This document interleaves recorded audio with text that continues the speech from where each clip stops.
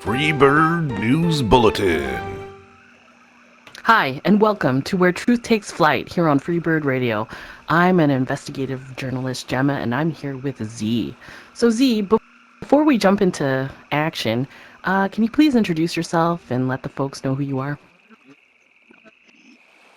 Yeah, I'm Z. I run the vehicle shop both before and after the hurricane, and I've been here for a couple months now, I think. Nice.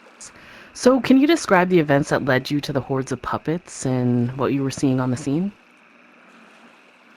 So somebody had mentioned that they had seen somebody in a radiation suit far away from the radiated city, so went down there with a couple friends and didn't see anything at first. So we'd gone to the torpedo factory, and as we were exiting, suddenly we were completely surrounded by at least 100 of these things. They just kept seeming to pour out of every nook and cranny and door. We barely made it out of there. Got beat up pretty good. And then that was kind of the beginning of realizing that it was more than just a few. And so I started putting the word out to people to be careful. Nice.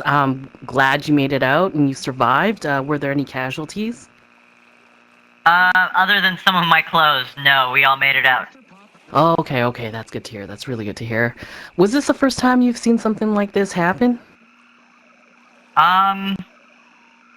Yeah, I think it is. I mean, before the hurricane, we didn't really have anything too crazy happen other than, banditry and Tec-1, but this was something completely different. Is there anything that you can tell us about the weird guy in the hazmat suit?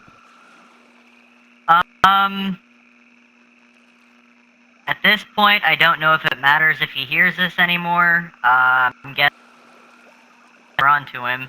I was trying to be careful with how much information we put out over, the global, but I think his name is something Wild, Thomas Wild, something like that. And it would seem from all the various clues we've gathered that he has some sort of association with Tec-1, but it seems that he's gone rogue because we also found what seems to be some sort of classified missive from Tec-1 saying that they were also hunting him. Do you He think? seems... Oh, go ahead. Oh no, sorry. Go ahead. He seems hell-bent on making an army of these radiation puppets. From the documents he's left behind as he's moved around, it seems his intent, and I'm no scientist, but just trying to put the pieces together, it seems like he has his puppets in radiation suits so that in a radiated environment, their communications don't get scrambled, and he can maintain some level of control over them. So rather than just being the mindless things that they usually are, he would be able to actually control and direct where they go in a radiated environment. Oh wow, so the stakes are getting even higher here. So I have one more hard-hitting question for you. If you could choose one snack to bring into battle against the puppet hordes, what would it be and why?